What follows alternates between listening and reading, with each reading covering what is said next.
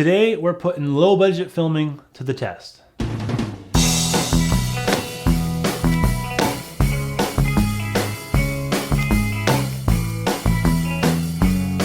Hey everybody, welcome to the Tall Man Cinema Show once again. How are you doing?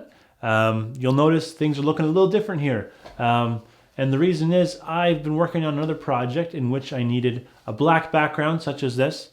And I wanted to do it on a budget. I wanted to be able to practice what I'm preaching to you guys, which is you don't need a lot of cash to get started in filmmaking. If you do have some cash, there are a lot of great options out there for buying black backgrounds and studio lighting setups. But for some of us, that's not really an option. So how do we do it with less money? For this setup, I spent $30 and I have a black background and I have a nice big light in front of me here. I'm a little hesitant to show you how hack it looks, but it is working, so that says a lot. The black background behind me is just a big chunk of fabric. So I went on a trip to Fabricland. I found this fabric. It was $5 for a meter length and it's about 1.5 meters wide. So I got 2 meters of it for 10 bucks. Now it's hanging on 2 light stands that I already had. To be fair, you would need some kind of stand to work for that. But there are other options. I've seen people who have just taken the fabric and just tacked it into the wall. If you have a wall that you don't care that much about, that's something you can try. Otherwise, some tape, some good old duct tape. Now the light I'm using, I got at Ikea. It's actually a $5 China ball and a $5 cord that works with it. What's great about shooting with a China ball is it has very, very soft light. It's very soft on the face and it's very flattering.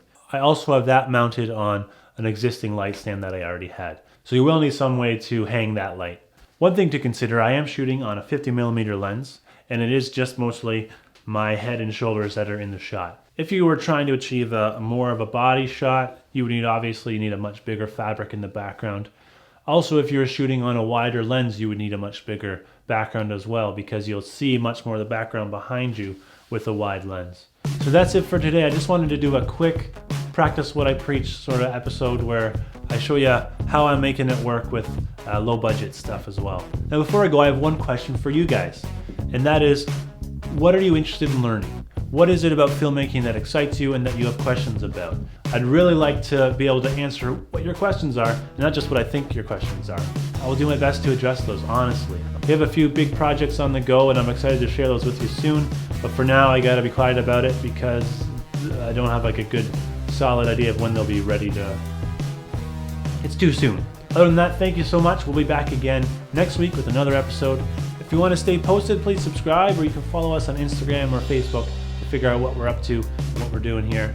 Otherwise, see you next week. Go film some stuff.